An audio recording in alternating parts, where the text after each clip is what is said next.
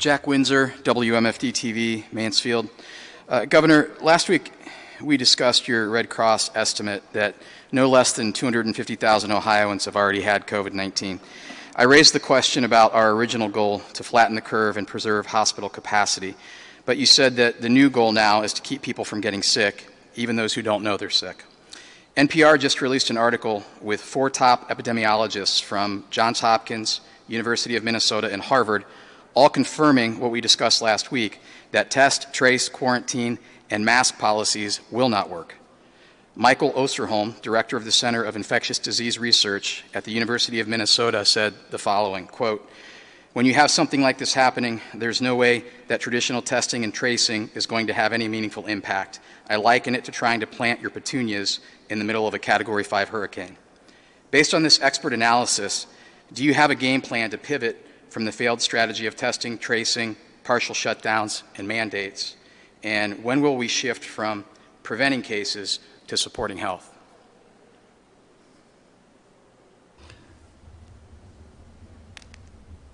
Jack, first of all, our goal has always been to save lives.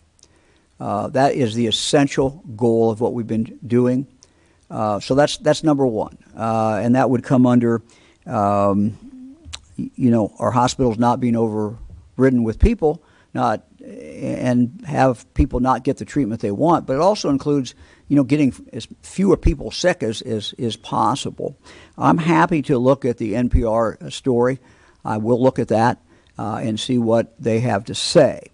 The ways that you have outlined that you believe are failed and will not work are the only ways, frankly, that the vast majority of the medical community has come up with to intervene to slow this, short of a vaccine.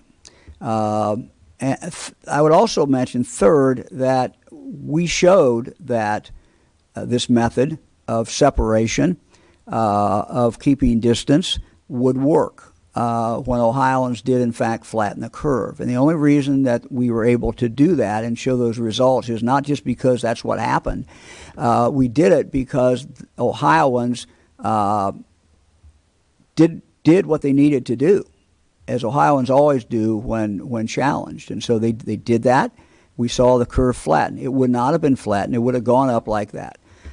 So the methods of intersecting this virus from one person to another, either with the mask, with distancing, other ways, and then if someone does get infected, tracing that down and trying to make sure that person does not infect others, or finding out who they've already infected and making sure they don't infect others, is an age-old way, going back hundreds of years to intersect that.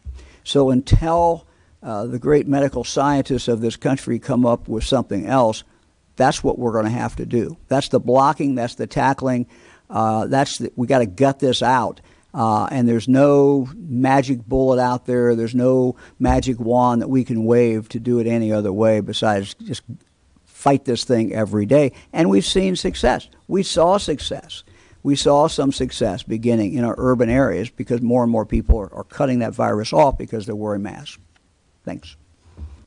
Game plan other than there's no game plan other than what we're doing now. So there's that or a vaccine. So there's no drug of efficacy the best treatment game plan that every expert that I can find to talk to, or every expert that is around in the world thinks that we can do. If we have any other ways of doing it, I'd love to hear it, and we will deploy anything that would slow this down. But what we're doing is following the best experts, and we're going to continue to do that.